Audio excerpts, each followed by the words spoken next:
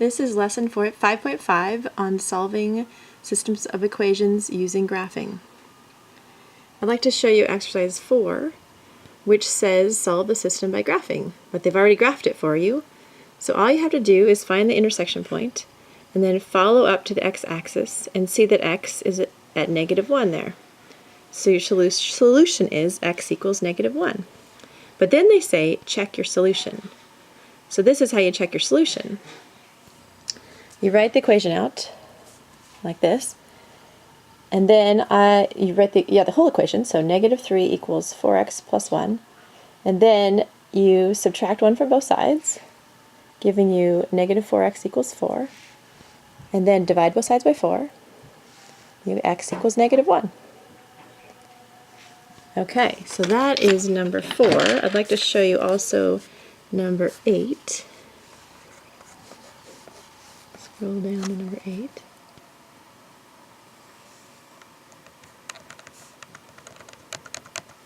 Okay, number 8 says, that's wrong, 4x equals x plus 3. Solve this equation by graphing and then check your solution. So, first thing you want to do is make a graph, probably on graph paper, unless you're really accurate with your line paper. There are two equations here. On the right side, you have y equals 4x. So we're just separating this out and calling that y equals 4x. And then I graph that, here I'll get the other one there, by starting at 0, putting a dot at 0, and then going up 4 over 1 and putting the other dot there. So that's my first line. And then my second line is y equals x plus 3, because the other half of the equation has x plus 3. So I put, there's no y, or excuse me, the y-intercept's at 3 right there. So I put a dot there. And then the slope is 1 right in front of the x, so I go up 1 over 1. So they're going to cross right there at 1, 1. And then the intersection point of that, therefore, would be x equals 1. And I can draw my lines in here. That'd be helpful. So this one, x plus 3 line looks like this, and the 4x line looks like this, and they intersect there at the point where x equals 1. Okay, now I need to check it. So I say 4x equals x plus 3, and I'm going to subtract x from both sides, try to get x by itself. Then I'll simplify and get 3x equals 3. Now I'll divide 3 by both sides, into both sides, and then I'll get x equals 1, so I know I did it right. Okay, and then I'd like to show you 12. Yeah, 12 on the next page. So I chose 12 because it has the fraction in it, which I know is kind of challenging. So what we want to do first is separate it into the two sides, the two equations.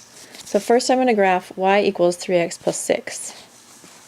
So I put a graph or dot at 6, and then the slope is 3, so go up 3 over 1, and there's your first line.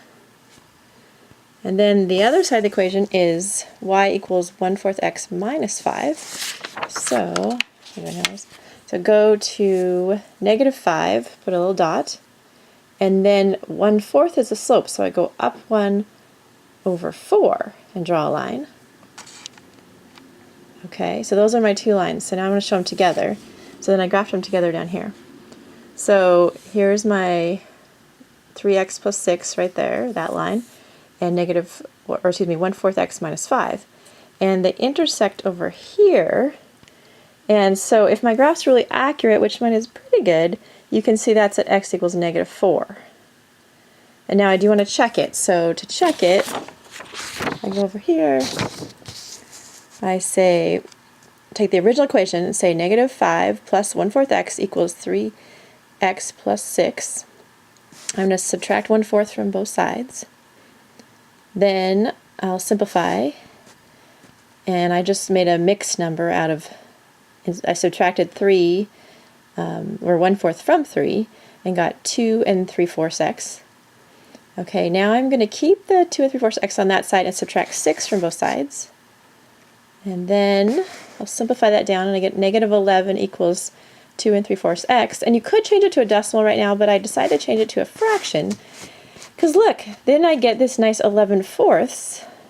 And then if I divide 11/4 by both sides, remember that dividing a fraction is the same as multiplying by its reciprocal. So first I showed it as division, so -11 divided by 11/4. And then I flip it over, and those 11s cancel. So -11/1 times 4/11. Or you could multiply -11 times 4 and get -44/11. And when you reduce that down, you get -4.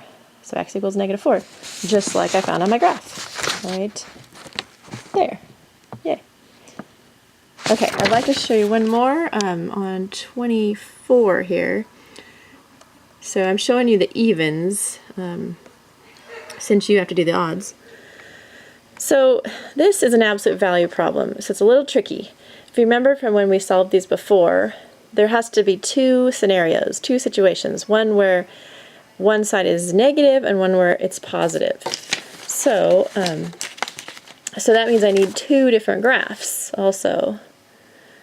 So here's my two scenarios. So one where I have on the left side 2x minus 6 in absolute value, and on the other side I have the absolute value of x. So I'm going to make the two different scenarios, one where y equals x and one equals y equals -x. Just make the right side have the two different scenarios. So here's my first graph. My first graph is the graph of y equals 2x minus 6 and y equals x. So that's just like the regular graph. Basically I just took these equations out of the absolute value symbol and put y equals in front of both of them. Okay, now I'll graph that. So I'll go down and graph the first one at -6, because the y-intercept here is -6. And then the slope is 2. So go up 2/1 and draw my line in there. All right, like that. And then the other one is y equals x. So that's a y-intercept at 0, because there's no y-intercept. And then the slope is 1, so up 1/1. So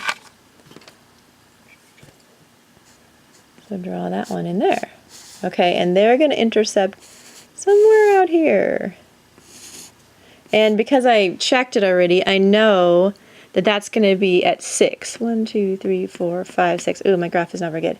So I know that they're supposed to be up here somewhere, is at x equals 6. So sometimes it's going to be a little off when you're doing this by graphing, because the graphs are just a little bit inaccurate. But I'll come back to why I know that's y equals 6 in a second. And then the other scenario is where you make the x negative. So remember up here, we had y equals absolute value of x, and the two scenarios are one where x is positive and one where x is negative.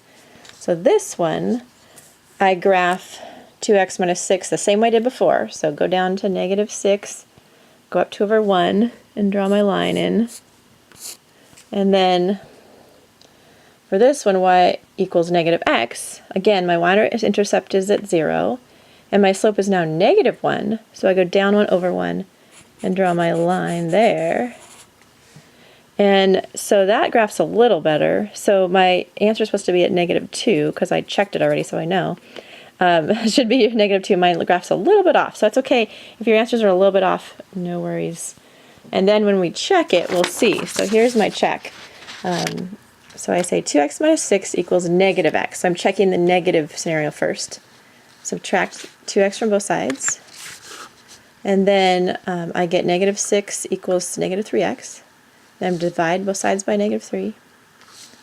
And then I get -2, which was the negative scenario. So that's how I know this is right. It should be right there at -2. It should be right there. Okay, and then the positive scenario, you got to check that too. So you have 2x minus 6 equals x.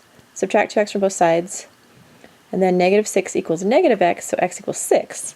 And that's how I knew my graph was a little bit far off up here. So I knew 1, 2, 3, 4, 5, 6. It should have intersected right about there, but my graph was a little bit off just because graphing is that way. And you should use a ruler, that would help. But so I know from my check that the two values are x equals -2 and x equals 6. Okay, I hope that helps. Check the answers in the back of the book to give yourself a little bit more help. And remember, the worked out solutions guide that shows the problems worked out like this is on PowerSchool. Hope you guys are enjoying the snow.